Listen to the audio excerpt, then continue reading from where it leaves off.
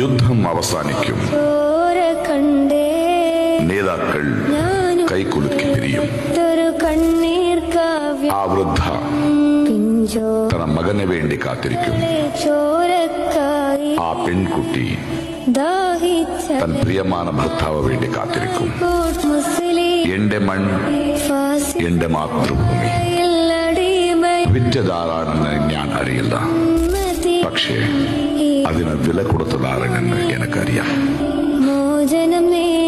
This is the truth with wars. We don't know who sell our homeland, but we know who paid the price. And when such homicide, such genocide is happening in Gaza, it's not only the Israel, but every country, every human being who's silent about it is also a part of it.